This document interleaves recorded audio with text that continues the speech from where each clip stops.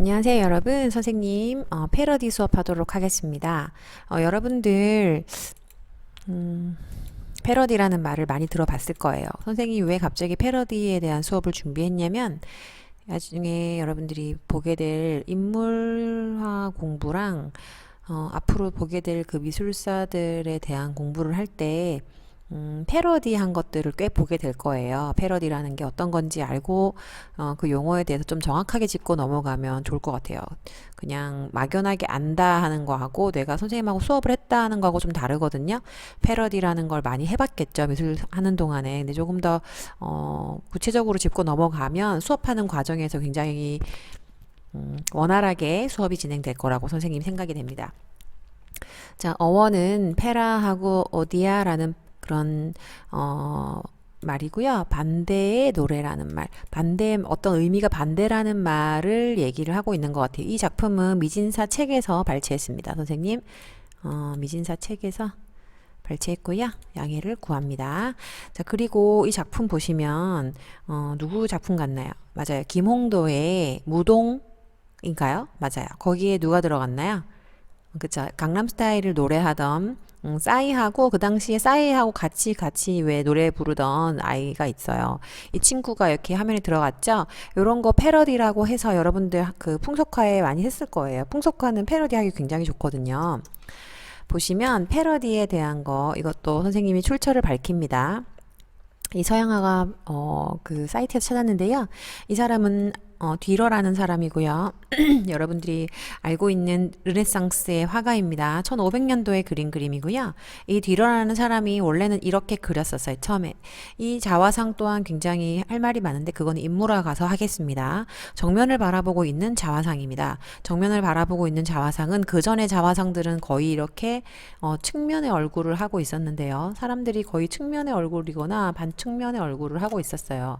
그랬는데 지금 어때요? 정면을 바라보고 있죠? 화가의 위상이 높아졌다는 거예요. 위상이 높아진 것을 증명하고요. 이 손이라든지 이 하고 있는 모습이 또 누구의 모습 같다라고 하냐면 예수 그리스도의 모습과 비슷하게 하여서 이때 뒤로 또한 약간의 차용과 패러디를 썼어요. 차용과 패러디의 개념을 조금 아는 게 좋을 것 같아서 선생님이 준비를 한 거예요. 차용이라는 말은 무엇이고 패러디라는 말은 무엇인지. 차용은 그냥 그것을 빌려 쓰다. 빌려 쓰는 거예요. 빌려 쓰는데 그냥 뭐 얘를 잘 멋지게 아니면 부정적으로 아니면 멋지게 긍정적으로 이렇게 사용할 의도가 없이 그냥 빌려오는 거예요. 어떻게 썼냐면 예수를 그냥 예수 그리스도가 이렇게 정면을 바라보고 있는 그 모습을 그 중세시대 때까지는 많이 그렸잖아요. 중세 화가들이 그쵸?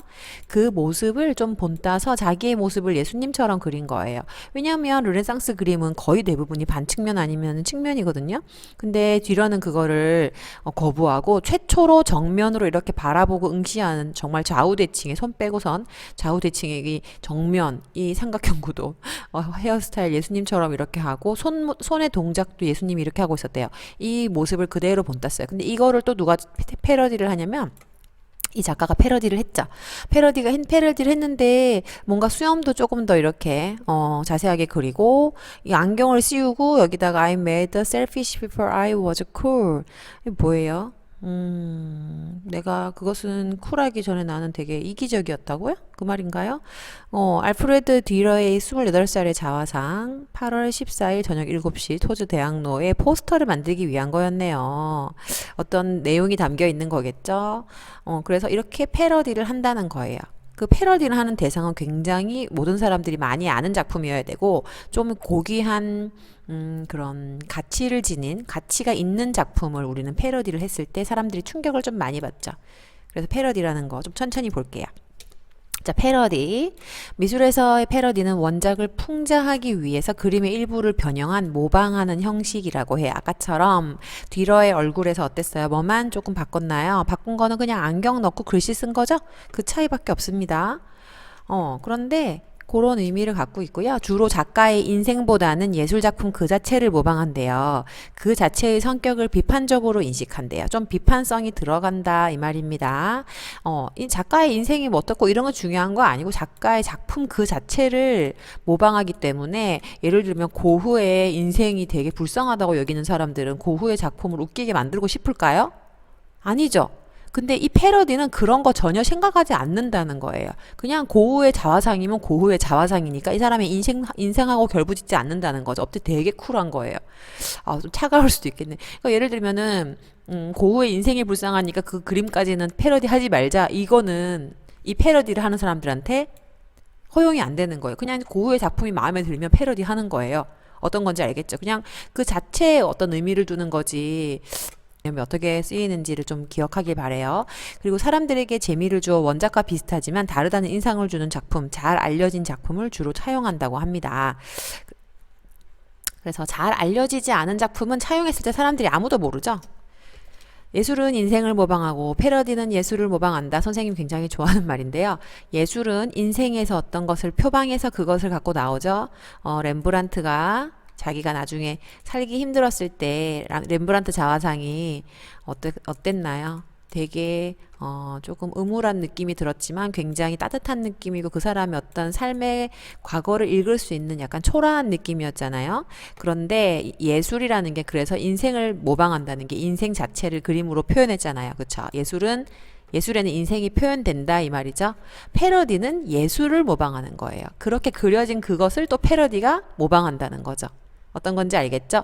그래서 여러분들이 꼭 기억해 주길 바라고요. 패러디, 차용과 패러디의 차이점에 대해서 알려줄게요.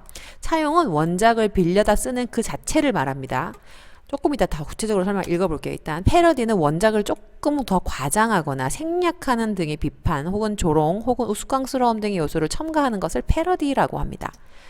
보시면 패스티시도 있어요. 포스트 모더니즘 시대의 냉소적인 패러디를 뜻하는 용어고요. 예술 기존의 작품을 차용하거나 모방하는 기법, 패러디와 유사한 기법이지만 풍자나 희극적 요소가 배제되어 있다. 어떻게 보면은 조금 차용하고 비슷한 개념인데 조금 또 달라요.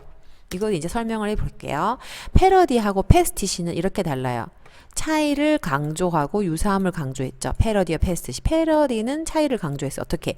지금 천지창조 있죠? 최후의 만찬 있죠? 최후의 만찬이라는 작품에서 코로나 하는 사람들이 어때요? 이 소독하고 있죠? 그러면 뭐예요?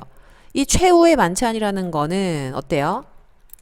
모든 사람들이 어디다가 그려놓고 성당의 벽에다가 붙여놓고 붙여놓은 게 아니고 직접 벽에다가 벽화로 그려놓고 보는 사람들, 성당을 방문한 사람들이 이 그림을 보면서 예수님을 숭배하거나 그때 최후의 만찬 그 시점에 돌아갔을 때 어떤 숭고함이 있었는가, 유다는 어떻게 행동했는가, 예수님은 어떻게 고뇌했고 제자들에게 음식을 먹였는가, 빵을 나누어 먹을 때 이거 뭐 쪼개졌는데 조그마한 빵 하나로 여러 명이 나누어 먹을 수 있었던 그런 내용에 대한 어떤 숭고함이 담겨 있는데 이 숭고함의 음식들을 누가, 예수님이 아니고 지금 코로나 방역 때 중에서도 코로나에서 가장 위대한 영웅들 중에 하나인 의사와 방역사, 이 사람이 지금 이 모든 음식들을 어떻게 하고 있다?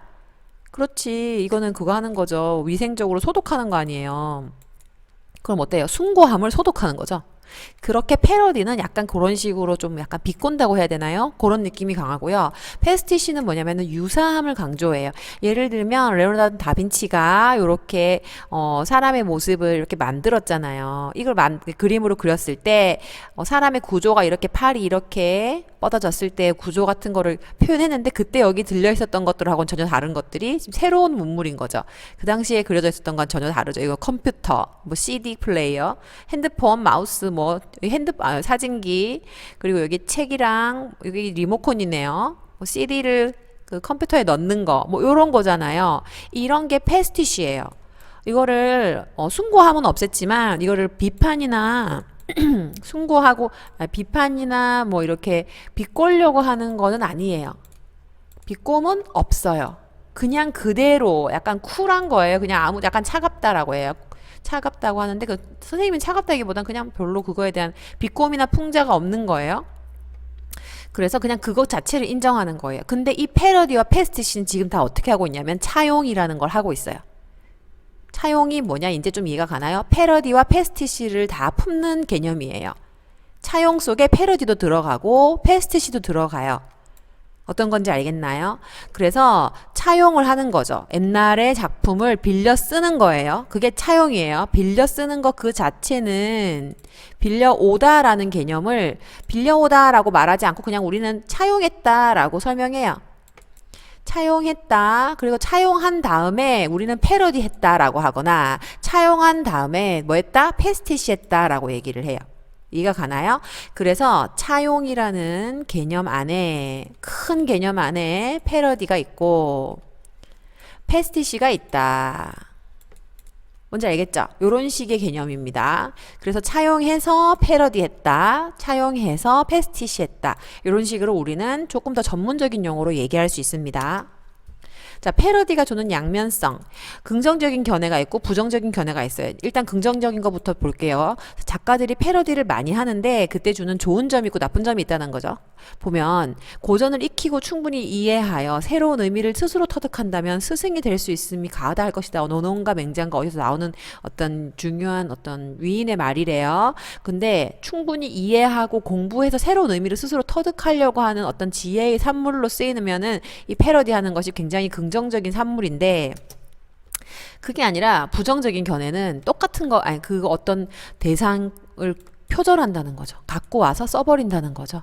말없이 쓰든 말없이 쓰면 표절이 아니지만 말없이 쓰면 그거에 대한 말을 하고 쓰면 어떤 저작권에 대해서 엄청나게 많은 돈을 물어야 되는 거예요. 그런데 말없이 쓰면 어떻게 된다? 표절돼서 수갑찬다. 그 말입니다. 그래서 패러디가 주는 양면성에 대해서 여러분들이 알아주세요. 표절하는 거는 안 돼요.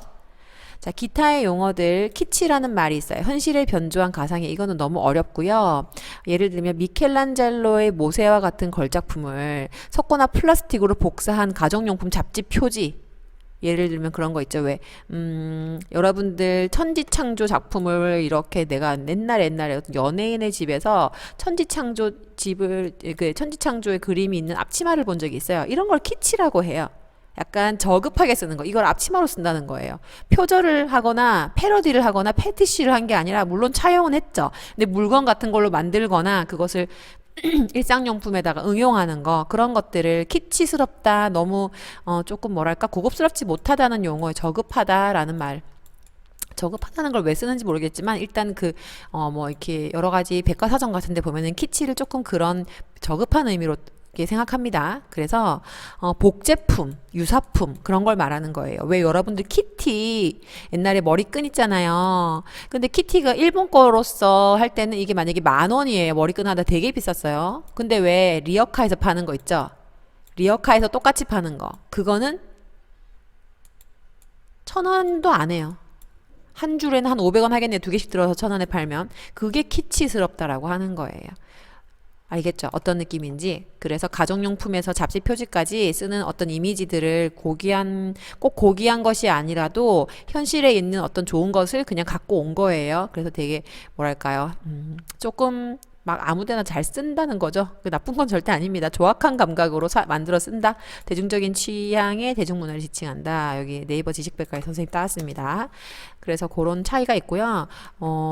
패러디를 잘 이용한 사람들도 있고 이건 패러디가 아니고 이거는 패러디라기보다는 패스티시가 맞겠네요. 패스티시가 맞겠고 여기 보시면 이것도 패스티시에 가깝지 않을까 싶어요. 음식물을 판다는 게 패러디하고 비꼬는 건 아니잖아요. 그렇죠? 패스티시에 가깝겠네요. 이런 것들 있다는 거 선생님이 보여주고 지나갑니다. 그래서 여러분들 패러디와 패스티시 그리고 차용에 대한 개념 꼭 좀 기억해 주시기를 바랍니다. 감사합니다.